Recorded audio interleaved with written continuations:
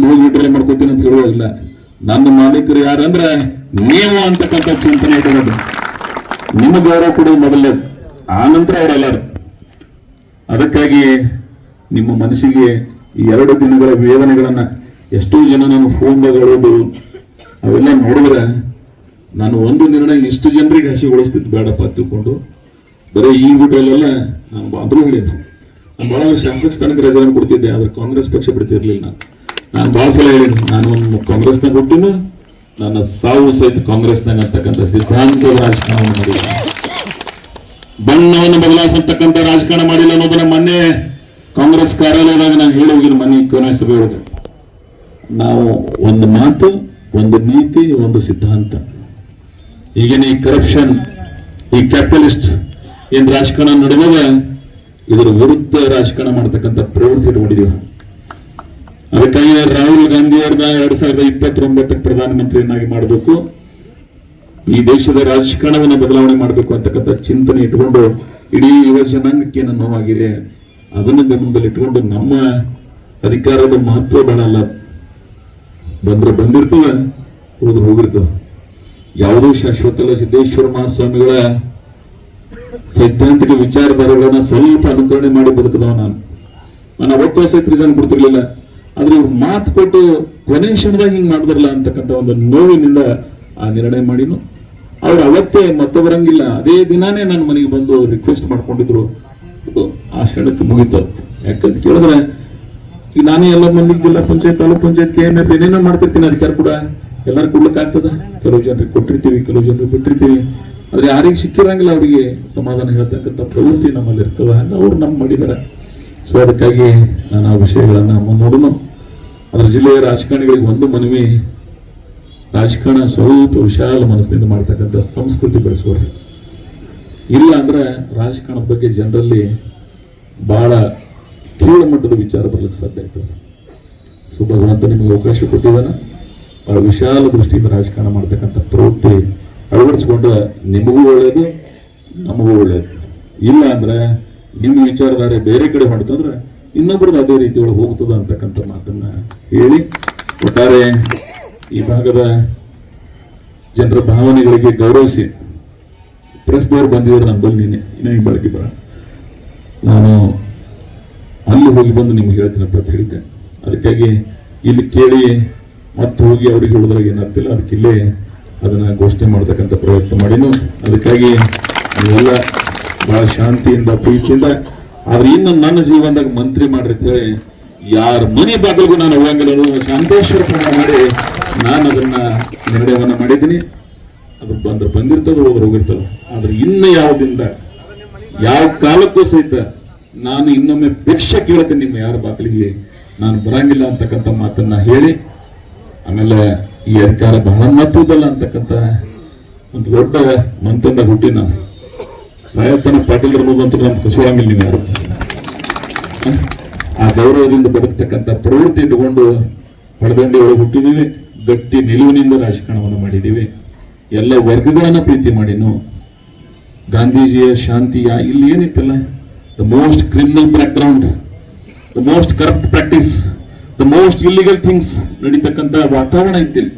ಇವತ್ತು ಹಂಗೆ ಇಲ್ಲಲ್ಲ.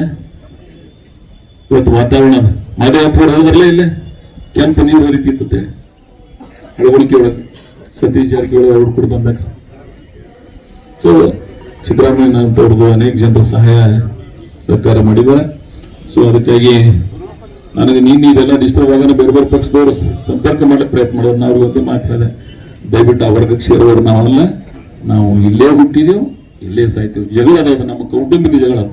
ಒಂದು ಮನೆಗೆ ಜಗಳ ಆಡಂಗಿಲ್ಲ, ಅಣ್ಣ ತಮ್ಮ ಅಕ್ಕ ತಂಗಿ, ಅದು ನಮ್ಮ ಜಗಳ. ಇಂಥ ಅಧಿಕಾರ ಬರ್ತವೆ ಹೋಗ್ತವೆ. ಆದ್ರೆ ಕಾಂಗ್ರೆಸ್ ಅನೇಕ ಜನರಿಗೆ ಬಹಳ ಮಂದಿ ಕರ್ಕೊಂಡು ಬಂದೀನಿ. ನಾ ಕಾಂಗ್ರೆಸ್ನಾಗ ತಾಲೂಕದಾಗ ಕರ್ಕೊಂಡು ಬಂದೀನಿ, ಜಿಲ್ಲಾದಾಗ ಕರ್ಕೊಂಡು ಬಂದೀನಿ, ರಾಜ್ಯದಾಗ ಕರ್ಕೊಂಡು ಬಂದೀನಿ. ಯಾರು ಏನೇನೋ ಆಗ್ತಿತ್ಲೆ ಅಥವಾ ಒಂದೊಂದು ದಿನಾನೇ ಮಂತ್ರಿ ಆಗಂಗಿಲ್ಲ, ಎಲ್ಲ ಮಂತ್ರಿ ಮಾಡೀನಿ. ಅದಕ್ಕಾಗಿ ನನಗೇನಾದ್ರೂ ಅವಶ್ಯಕತೆ ಇಲ್ಲ. ನಾನು ಬಹಳ ಬದ್ಧತೆಯಿಂದ ರಾಜಕಾರಣವನ್ನು ಮಾಡಿದ್ದೀನಿ. ಅವ್ರು ಯಾರೇ ನನ್ನ ಪಾರಿರ್ಬೋದು, ಆದ್ರೆ ಭಗವಂತ ಏನ ಮೇಲದನ ಅವನ ಹೃದಯಗಳು ಶಾಶ್ವತವಾಗಿರ್ತದ ಅಂತಕ್ಕಂಥ ಮಾತನ್ನ ಹೇಳಿ, ರಾಜಕಾರಣ ಹೆಂಗಂದ್ರೆ ಎಷ್ಟು ಬೆಳೀತೀರಿ ಅಷ್ಟು ವೈರಿಗಳು ಹೆಚ್ಚಿಗೆ ಆಗ್ತಾರೆ. ನಿಮ್ಮದೇ ತಪ್ಪದಿದೆ. ಇಟ್ಟು ವೈರಿಗಳ ಕಾಲಕ್ಕೆ ಕಾರಣ ಯಾರಂದ್ರೆ ನೀವೆಲ್ಲ ಇದ್ದೀರಿ ಅಂತಕ್ಕಂಥ ಮಾತನ್ನು ಹೇಳಿ, ಇದು ನನಗಾಗಿ ಅಲ್ಲ ನಿಮಗಾಗಿ ಇವರೆಲ್ಲ ನನಗೆ ವಿರೋಧವನ್ನ ಮಾಡ್ತಾ ಇದ್ದಾರೆ. ಒಂದು ಮದುವೆ ಕಾರ್ಯಕ್ರಮ ಮಾಡಿದ್ರೆ ಲಕ್ಷ ಜನ ಕೂಡ್ತ, ಮುಖ್ಯಮಂತ್ರಿ ಕಾರ್ಯಕ್ರಮ ಮಾಡಿದ್ರೆ ನಗರದಾಗ ಯಾರು ಆಲಾರ, ಬಿಜಾಪುರದಾಗ ಆಲಾರ, ಇಂಡಿಯಾಗ ಆಗ್ತದ. ಇನ್ ತಡಿದಾರೆ ಹೆಂಗತ್ತೆ, ಇನ್ನು ಮಂತ್ರಿ ಒಂದು ಶಿಖರ ಪುಣ್ಯಾತ್ಮ 3ನೇ ಪವರ್ ಸೆಂಟರ್ ಆಗ್ತದ. ಈ ಮನುಷ್ಯಕ್ಕೆ ತುಡಿಗೆ ಆಗಂಗಿಲ್ಲ ಅಂತಕ್ಕಂಥ ಅದೆಲ್ಲ ರಾತ್ರಿ ಮಕ್ಕಳಾರ್ರಿ ಅವ್ರು ಏನು ಪ್ರಯತ್ನ ಮಾಡಿದಾರೆ, ಅವ್ರು ಯಶಸ್ವಿ ಆಗಿದ್ದಾರೆ. ದೇವರು ಅವ್ರಿಗೆ ಒಳ್ಳೇದು ಮಾಡ್ಲಿ, ಅವ್ರ ಸದಾ ಪ್ರಯತ್ನಗಳು ಇದೇ ರೀತಿ ಇರ್ಲಿ.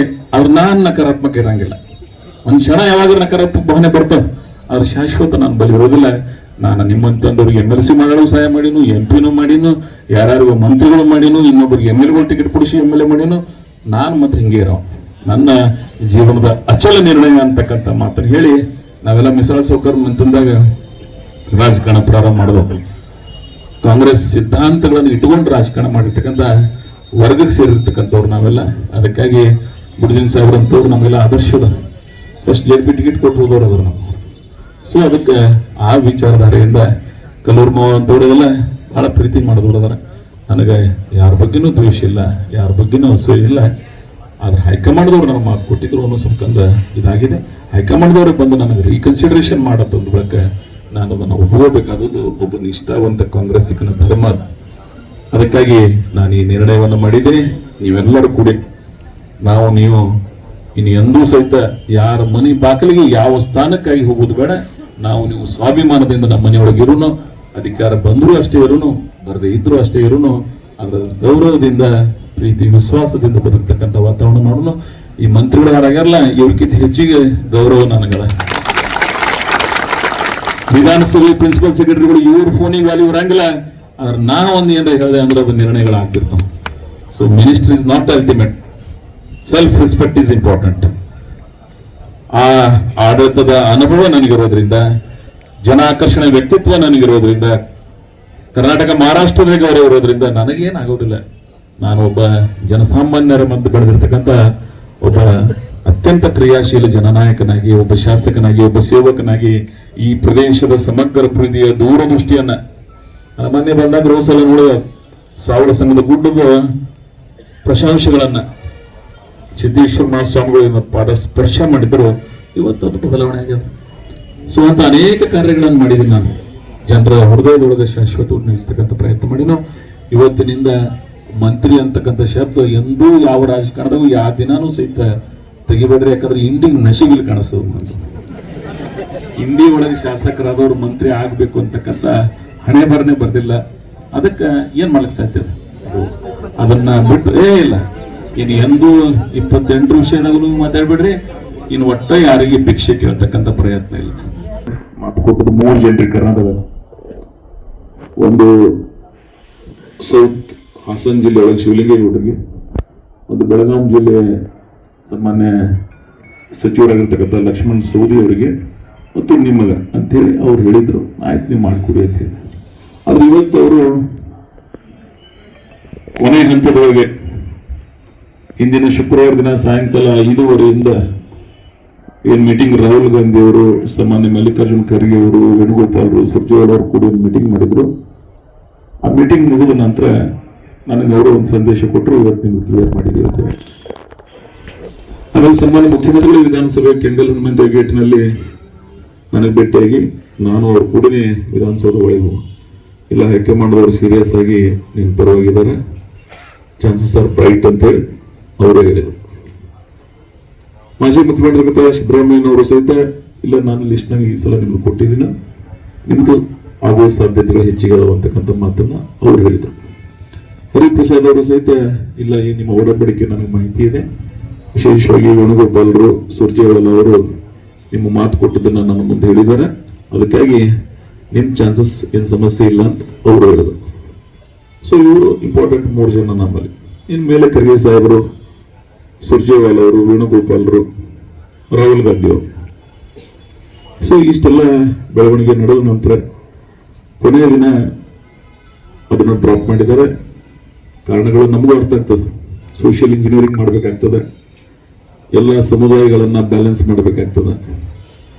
ಆದ್ರೆ ಅವರು ವಿಧಾನ ಮಾಡ್ತೀನಿ ಅಂತ ಹೇಳಿ ಏನ್ ಮಾಡಿಲ್ಲ, ಅದು ನೋವಾಗಿದೆ. ನಾನು ಸಚಿವ ಸ್ಥಾನ ಕೊಡದೇ ಇರೋದಂತನ ನೋವಾಗಿಲ್ಲ. ನೀವು ಮಾತು ಕೊಟ್ಟು ಫೈನಲ್ ಸ್ಟೇಜ್ದಾಗ ಯಾಕೆ ಡ್ರಾಪ್ ಮಾಡಿದ್ರಿ ಅಂತಕ್ಕಂಥ ನೋವಿನಿಂದ ಮಾತಿಗೆ ಬದ್ಧತೆಯಿಂದ ನಡೆಕೊಂಡಿಲ್ಲ ಅಂತಕ್ಕಂಥ ಒಂದು ವಿಚಾರದಿಂದ ನಾನು ಅವತ್ತು ನೇರವಾಗಿ ನನ್ನ ರಾಜೀನಾಮೆ ಪತ್ರವನ್ನ ನಾನು ಅವ್ರಿಗೆ ಮೊದಲೇ ಹೇಳಿದ್ದೆ, ನೀವು ಈ ಸಲ ನನಗೆ ಅವಕಾಶ ಕೊಡಲಿಲ್ಲ ಅಂದ್ರೆ ನನಗೆ ಬೇರೆ ಮಾರ್ಗ ಇಲ್ಲ, ನಾನು ಅನಿವಾರ್ಯವಾಗಿ ಈ ಕೊನೆಯ ನಿರ್ಣಯ ಮಾಡಬೇಕಂತ ಹೇಳಿ ಅವ್ರಿಗೆ ಮೊದಲೇ ಹೇಳಿ ಅವತ್ತೂ ಸಹಿತ ನಾನು ರಾಜೀನಾಮೆ ಕೊಡೋಕ್ಕಿಂತ ಪೂರ್ವದೊಳಗೆ ಮುಖ್ಯಮಂತ್ರಿಗಳನ್ನ, ಹಿಂದಿನ ಮುಖ್ಯಮಂತ್ರಿಗಳನ್ನ, ಏನು ವರಿಷ್ಠರ ಇವರಿಗೆ ಗಮನಕ್ಕೆ ತಂದೆ ನನ್ನ ರಾಜೀನಾಮೆ ಪತ್ರವನ್ನು ಕೊಟ್ಟಿದ್ದೀನಿ. ರಾಜೀನಾಮೆ ಪತ್ರ ಕೊಟ್ಟ ನಂತರ ಬಹಳ ಜನ ನೀವೆಲ್ಲ ಪ್ರತಿಭಟನೆಯನ್ನ ಶಾಸಕರ ಭವನದಲ್ಲಿ ಮಾಡಿದ್ರೆ ನಾನು ನೀವೇನೇ ಕರೆದ್ರೆ ಏನು ಮಾಡಬೇಡ, ಆರಾಮ್ ಮನೆಗೆ ಹೊರತು. ನಾನು ಮನೆಗೆ ಹೋದ ನಂತರ ಬಹಳ ಜನ ಶಾಸಕರು, ಆಳಂ ಬಿ ಆರ್ ಪಾಟೀಲ್ರು, ವಿನಯ್ ಕುಲಕರ್ಣಿ ಅವರು ಬಂದರು. ಆಮೇಲೆ ಸಾಮಾನ್ಯ ಸುರ್ಜೇವಾಲ ಅವರು ನನ್ನ ಮನೆಗೆ ನನಗೆ ಫೋನ್ ಮಾಡಿ ಇಲ್ಲ ನಾನು ಬರ್ತಾ ಇದ್ದೀನಿ, ಸರ್ ಇದು ನಿಮ್ಮ ಮನೆ, ನೀವು ಒಬ್ಬರು ಬರ್ಬೋದು ಅಂತ ಹೇಳಿದ್ರೆ ನಾನು ಮನೆಗೆ ಬಂದು 1.5 ಗಂಟೆ ನನ್ನ ಜೊತೆಗೆ ಚರ್ಚೆಯನ್ನು ಮಾಡಿ ಬಹಳ ಸುದೀರ್ಘವಾಗಿ ತಮ್ಮ ರಾಜಕೀಯ ಹಿನ್ನೆಲೆಯನ್ನು, ನನ್ನ ಕುಟುಂಬ ರಾಜಕೀಯ ಹಿನ್ನೆಲೆ ಚರ್ಚೆ ಮಾಡಿ, ನನಗೂ ಸಹಿತ ಅಸೆಂಬ್ಲಿ ಟಿಕೆಟ್ ಸಿಕ್ಕಿಲ್ಲ ಮನೆ ಹರಿಯಾಣದಾಗ. ಬಟ್ ಅನಿವಾರ್ಯ ನಾವು ಸಹಕರಿಸಬೇಕಾಗ್ತದೆ. We are real Congress family, Congress man. ನೀವೆಲ್ಲ ಇಡೀ ಈ ಒಂದು ಪಕ್ಷದಾಗ ಬೆಳೆದಿದ್ದೀವಿ, ನಾವೆಲ್ಲರೂ ಕೂಡಿನೇ ಕೆಲವು ನೋವುಗಳನ್ನು ಸಹಿಸ್ಕೋಬೇಕಾಗ್ತದೆ ಅಂತಕ್ಕಂಥ ಬಹಳ ಕಳಕಳಿ ಮಾತುಗಳನ್ನು ಹೇಳಿದರು. ನಾನು ಜೊತೆಗೆ ವಿನಯ್ ಕುಲಕರ್ಣಿ ಇದ್ದಕ್ಕೆ ನೀವು ನನಗೆ ಮಾತು ಕೊಟ್ಟಿದ್ರು ಏನಿಲ್ಲ, ಮಾತು ಕೊಟ್ಟಿದ್ರೆ ಮಾತ್ರ ನಾನು ಇದನ್ನು ಕೇಳ್ತೀನಿ, ಕೊಟ್ಟಿಲ್ಲ ಅಂದ್ರೆ ನಾನು ಜೀವನದಾಗ ಎಂದೂ ಸಹಿತ ವಿಷಯ ಪ್ರಸ್ತಾಪ ಮಾಡಲ್ಲ. ಇಲ್ಲ ಅವರಂದ್ರೆ ನಾವು ಮಾತು ಕೊಟ್ಟದ್ದು ಕರೆಯೋದ, ಬಟ್ ಸರ್ಕಮ್ಟನ್ಸ್ ಸನ್ನಿವೇಶಗಳು ಬೇರೆ ಬೇರೆ ನಿರ್ಮಾಣ ಆದ್ರಿಂದ ನಮಗದನ್ನು ಪೂರೈಸಲಿಕ್ಕಾಗಿಲ್ಲ. ನೀವು ಇದನ್ನು ಸಹಕರಿಸ್ರಿ. ಆಮೇಲೆ ನೀವೇನು ರಿಸೈನ್ ಕೊಟ್ಟಿದ್ರಿ ಅದನ್ನ ರೀಕನ್ಸಿಡರ್ ಮಾಡ್ರಿ, ನಿಮ್ಮನ್ನು ವಿಡ್ರಾ ಮಾಡ್ರಿ ಅಂತ ಹೇಳ್ತಕ್ಕಂಥ ನೈತಿಕ ಜವಾಬ್ದಾರಿ ನನಗೆ ಉಳಿದಿಲ್ಲ. ಅದನ್ನ ನಾನು ನಿಮ್ಗೆ ರೀಕನ್ಸಿಡರೇಷನ್ ಮಾಡ್ರಿ ಅಂತ ಹೇಳಿ ಹೇಳ್ಕೊಳಕ್ಕೆ ನಿಮ್ಮ ಮನೆಗೆ ಬಂದಿನಂತೆ ಅವ್ರ ಮಾತು ಹೇಳಿದ ನಂತರ ನಮ್ಮ ಕಾಂಗ್ರೆಸ್ ಪಕ್ಷದ ವರಿಷ್ಠರವರು AICCಯಿಂದ ನಮ್ಮ ಕರ್ನಾಟಕವನ್ನ ನೋಡ್ತಕ್ಕಂಥ ಜವಾಬ್ದಾರಿ ಇರ್ತಕ್ಕಂಥ ಒಬ್ಬ ಪ್ರಮುಖ ನಾಯಕ ಮನೆಗೆ ಬಂದು ರಿಕ್ವೆಸ್ಟ್ ಮಾಡಿದ ನಂತರ ಏನೇ ಇರಲಿ ಅದನ್ನ ಗೌರವಿಸಬೇಕಾದದ್ದು, ಸಹಕರಿಸಬೇಕಾದದ್ದು ಮನುಷ್ಯ ಧರ್ಮ. ನಾನು ಅವ್ರಿಗೆ ಒಂದೇನು ಮಾತಾಡಿದೆ, ನನ್ನ ಹಿತೈಷಿಗಳ ಜೊತೆಗೆ ಮಾತಾಡ್ತೀನಿ. ವಿಶೇಷವಾಗಿ ಕೊನೆಗೆ ನನಗೆ ಯಾರು ಇಲ್ಲಿಗೆ ಮುಟ್ಟಿಸಿದಾರೆ ಅವ್ರ ಜೊತೆಗೆ ನಾನು ಮಾತಾಡಿ ನಿಮಗ ಜೊತೆಗೆ ಆಮೇಲೆ ನಾನು ಮಾತಾಡ್ತೀನಿ ಅಂತೇಳಿ ಅವ್ರಿಗೆ 4 ದಿನ ನಾನು ಟೈಮ್ ತಗೊಂಡೆ. ಅದ್ರ ನಂತರ ನೆಕ್ಸ್ಟ್ ಡೇ ಮಹಂತೇಶ್ ಕೌಜಲ್ಗಿ ಅವರು, MY ಪಾಟೀಲ್ರು, ಶ್ರೀನಿವಾಸ್, ಅನಿಲ್ ಚಿಕ್ಕಮೋದು, ಹೀಗೆ ಒಂದು 20-25 ಜನ MLA ನನ್ನ ಮನೆಗೆ ಬಂದು ಅವರು ಎಲ್ಲರೂ ಸಹಾನುಭೂತಿಯನ್ನು ವ್ಯಕ್ತಪಡಿಸಿದ್ರು. ನಿನ್ನೆ ಬೆಳಗ್ಗೆ ಸೌದಿಯವರು ಬಂದು, ಇಲ್ಲ ನಾವೆಲ್ಲ ಉಪಮುಖ್ಯಮಂತ್ರಿ ಕೆಲಸ ಮಾಡಿದ್ದೀವಿ, ಬೇಕಾದ್ರೆ ನಮ್ಮ ಲಿಂಗಾಯತ್ ಕೊಟ್ಟಾರೆ, ನಾನೇ ರಾಜೀನಾಮೆ ಕೊಡ್ತೇನೆ, ನೀವು ಅದನ್ನ ತಗೋಬೇಕು ಅಂತಕ್ಕಂಥ ಮಾತನ್ನು ಹೇಳಿದ್ರು. ನಾನು ಅಷ್ಟು ಸಣ್ಣವರಾಗಕ್ಕೆ ನಾವು ಯಾರು ತಯಾರಿಲ್ಲ, ಭಗವಂತ ನಿಮ್ಗೆ ಅವಕಾಶ ಕೊಟ್ಟಿದ್ದಾನೆ, ನೀವು ಅದನ್ನ ಚಲಾವಣೆ ಮಾಡಿ. ಅದು ನಿಮ್ಮ 1 ಗಂಟೆ ನಮ್ಮ ಮನೆಯಲ್ಲಿ ಕೂತು ಬಹಳ ವಿಚಾರಗಳನ್ನು ಮಾತಾಡಿ ಅವ್ರು ಹೋದ್ರು. ಲಾಸ್ಟಕ್ಕೆ ಬಾಲಕೃಷ್ಣ ನಿನ್ನ ಮಾಗಡಿ ಸಚಿವರು ಅದರ ಸಾಯಂಕಾಲ 7 ಗಂಟೆಗೆ ಬಂದು ಅವ್ರ ಜೊತೆಗೆ ಸಾಮಾನ್ಯ ಮುಖ್ಯಮಂತ್ರಿಗಳ ಆಗಿರ್ತಕ್ಕಂಥ DK ಶಿವಕುಮಾರ್ ಅವರ ಸೋದರ ಸಂಬಂಧಿ ಡಾಕ್ಟರ್ ರಂಗನಾಥ್ ಕುಣಿಗಲ್ ಅವರು ಬಂದು, ಇಲ್ಲ ಮುಖ್ಯಮಂತ್ರಿಗಳು ನಿಮ್ಮ ಜೊತೆಗೆ ಮಾತಾಡ್ತಾರೆ, ಮುಖ್ಯಮಂತ್ರಿಗಳು ನಿನ್ನ ಮಾತಾಡಿದಾಗ 1-2 ಗಂಟೆಗೆ ನನ್ನ ಜೊತೆ ಮಾತಾಡೋದು. ಆಮೇಲೆ ಸಾಮಾನ್ಯ CM ಹಿಂದಿನ ಮುಖ್ಯಮಂತ್ರಿಗಳ ಜೊತೆಗೆ ಅವರಿಗೂ ಇದನ್ನು ಗಮನಕ್ಕೆ ಬಂದಿದೆ. ಸೊ ಒಟ್ಟಾರೆ ಇನ್ನೂ ರಾಷ್ಟ್ರೀಯ ನಾಯಕರುಗಳು ಸಹಿತ ನನ್ನ ಬಹಳ ಜನ ನನ್ನ ಒಡನಾಡಿಗಳನ್ನು AICC ಎಲ್ಲರ ಅವರು ಎಲ್ಲರೂ ನಾನು ಮಾತಾಡಿದ ನಂತರ, ಇಲ್ಲ ನಾಳೆ ನಾನು ನನ್ನ ಕಾನ್ಸ್ಟಿಟ್ಯೂನ್ಸಿ ಹೊಂಟಿದ್ದೀನೋ ಅವರ ಭಾವನೆಗಳನ್ನು ಏನಿರ್ತದೋ ತಿಳ್ಕೊಂಡು ನಾನು ನಿಮ್ಮ ಜೊತೆಗೆ ಐ ವಿಲ್ ಕಮ್ ಬ್ಯಾಕ್ ಅಂತ ಹೇಳಿ ಬಂದೆವು. ಇವತ್ತು ಈ ಸಭೆಯನ್ನು ಆಯೋಜನೆ ಮಾಡಿದರೆ ನನಗೆ ಅಧಿಕಾರ ಮುಖ್ಯ ಅಲ್ಲ. ನಂದು ಒಂದೇ ಪ್ರಶ್ನೆ ಏನಂದ್ರೆ, ನೀವು ಯಾಕೆ ಮಾತು ಕೊಟ್ರಿ, ಯಾಕೆ ಮಾತು ತಪ್ಪಿದ್ರಿ? ಮಂತ್ರಿ, MLA, MP ಇವು ಯಾವ ಬಹಳ ಮಹತ್ವದಲ್ಲ, ಇವು ಯಾವಕ್ಕೂ ಶಾಶ್ವತನೂ ಅಲ್ಲಿ ಭಾಳ ಸುದೀರ್ಘ ರಾಜಕಾರಣ ಮಾಡೀನಿ ನಾನು. ಅದ್ರ ಮಾತು ಕೊಟ್ಟು ಮಾತು ಯಾಕೆ ತಪ್ಪಿದ್ರಿ ಅಂತಕ್ಕಂಥ ಒಂದೇ ಪ್ರಶ್ನೆಗಾಗಿ ನಾನು ಅವತ್ತ ಪ್ರತಿಭಟನೆ ರೂಪದಲ್ಲಿ ನನ್ನ ರಾಜೀನಾಮೆ ಪತ್ರವನ್ನು ಸಲ್ಲಿಸಿದ್ದೀನಿ. ಆದರೆ ಕಾಂಗ್ರೆಸ್ ಎಲ್ಲಿಂದ ಬಂದು ಕಾಂಗ್ರೆಸ್ನಾಗ ಬಂದವಲ್ಲ, ನನ್ನ ಇಡೀ ರಕ್ತದ ಕಣದ ಕಾಂಗ್ರೆಸ್ ಅದ. ಅದು ನನ್ನ ಕುಟುಂಬ ಕಾಂಗ್ರೆಸ್ ಕುಟುಂಬ ಅನ್ನೋದದ. ನನ್ನ ತಂದೆಯವರ ಕಾಲದಿಂದ ನಾನು ಈ ಪಕ್ಷವನ್ನ ಕಟ್ಟಿ ಬೆಳೆಸಿದೀವಿ ನಾವು. ಜಿಲ್ಲಾ ಪಂಚಾಯತ್ ಚುನಾವಣೆ ಇರುವ ಸಂದರ್ಭದಲ್ಲಿ ಆಗಿನ ಕಾಲದ ಹೆಗಡೆ ಅವರು ಮುಖ್ಯಮಂತ್ರಿ ಇದ್ದಾಗ ಇಲ್ಲಿ ಯಾರು ಜಡ್ತಿ ನಿಂದಿರ್ತಾ ಇರಲಿಲ್ಲ ಕಾಂಗ್ರೆಸ್ದಾಗ. ನಮ್ಮ ಫಾದರು ನಮ್ಮ ತಂದೆಯವರು ಒಬ್ಬರಿಗೆ ಗೆದ್ದಿದ್ರು, ಮುಂದೆ ನಾನು ಒಬ್ಬರಿಗೆ ಗೆದ್ದೆ. ನಾವೆಲ್ಲ ಚಲೋ ದಿನಗಳು ನೋಡಿದ್ರೆ ಬಂದವರಲ್ಲ, ಕಷ್ಟ ಇದ್ರು ಇದ್ರಾಗಿದ್ದೀವಿ, ಒಳ್ಳೆಯದಿದ್ರು ಇದ್ರಾಗಿದ್ದವ್ರು ನಾವು.